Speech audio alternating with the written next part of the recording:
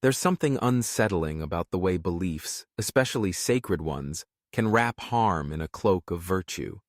You don't have to dig deep into history, or even into today's headlines, to find people doing awful things in the name of what they believe is good, holy, or necessary.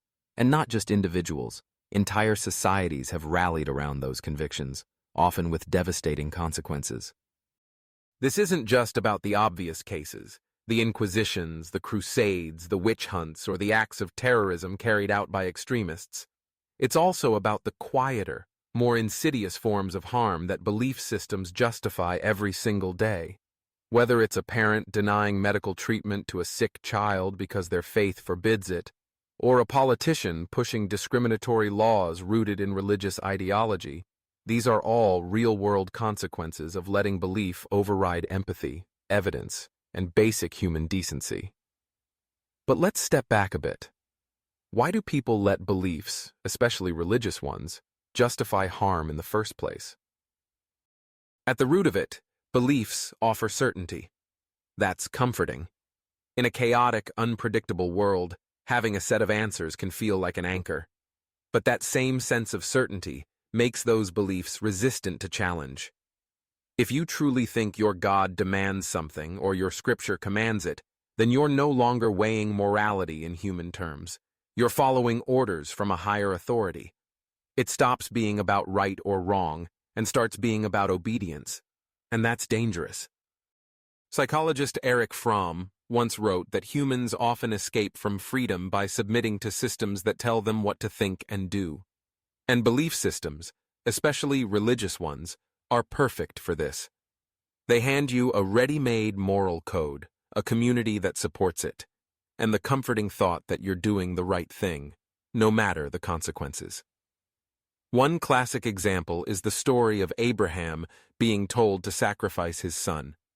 In many traditions, this is celebrated as the ultimate act of faith. But looked at plainly, it's a story about a man willing to kill his child because he thought a voice in his head told him to. And not only is this not condemned, it's revered. That should concern us. It sends a message. If you believe strongly enough, you're allowed to ignore your conscience. And that same thinking shows up all the time in the real world. Think about so-called conversion therapy.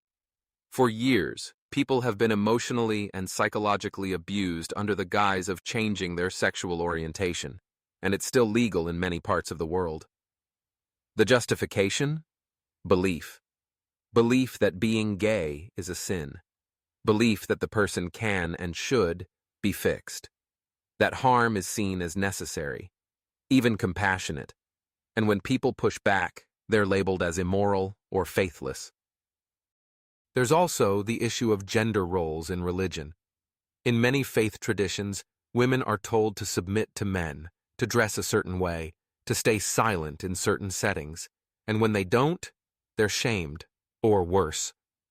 These aren't just outdated customs. These are institutionalized norms justified by sacred texts. And even when followers don't personally agree, the belief system keeps them silent, complicit.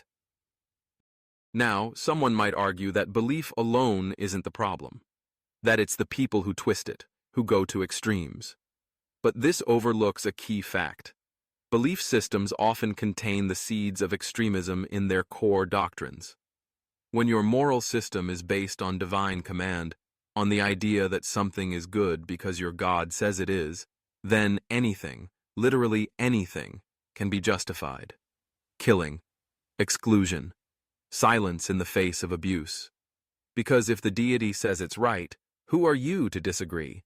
That's not morality, that's submission. Even worse, when belief is seen as a virtue in itself, independent of what that belief actually is, it creates a kind of moral immunity. You're not judged by what your actions produce, but by how sincerely you believe. That sincerity becomes a shield against criticism. It turns belief into a free pass.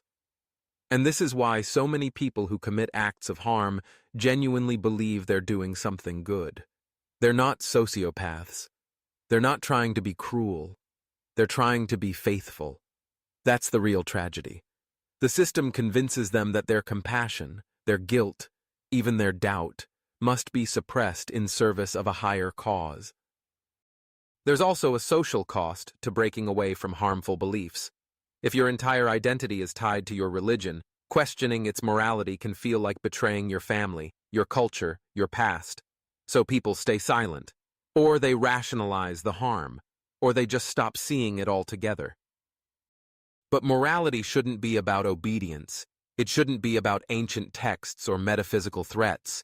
It should be about consequences, about reducing harm, increasing well-being, and treating people with dignity, regardless of what an old book says. That kind of morality is messy. It requires thought, nuance, responsibility. But it's real. And it doesn't require belief. It requires empathy. When you look at some of the most harmful policies in the world, whether it's criminalizing abortion, silencing dissent, or punishing people for leaving a faith, they're often justified by the idea that belief matters more than people, that the abstract matters more than the concrete. And that needs to be questioned. There's a psychological term called moral disengagement.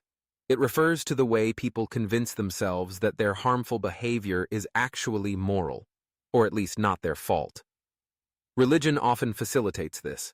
It hands people a script that allows them to disengage, to shift responsibility. I'm just following God's will. I'm just upholding tradition. But at some point we have to ask, who is accountable when harm is done?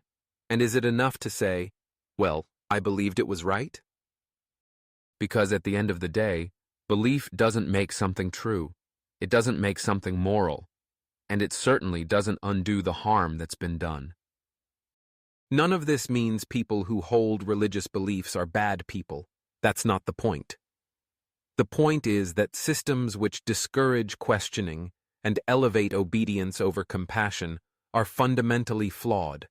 They allow good people to do harmful things with a clean conscience. It's uncomfortable to admit this, especially if you were raised inside such a system. But moral growth often begins with discomfort.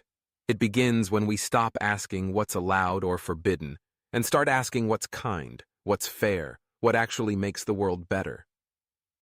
As philosopher Bertrand Russell once said, the fundamental cause of trouble in the world today is that the stupid are cocksure while the intelligent are full of doubt. Doubt is not weakness. It's a sign that you're thinking, that you're refusing to outsource your morality.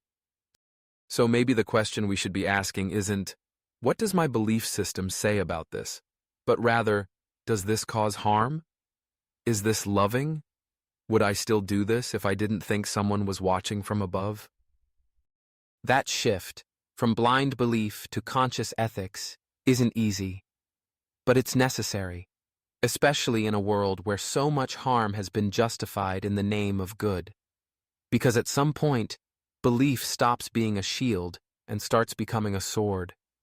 And when that happens, we all have a responsibility to speak up, not against people, but against the systems that let harm hide behind holiness. And maybe that's the real moral dilemma, not just how beliefs can justify harm, but how long we're willing to let them.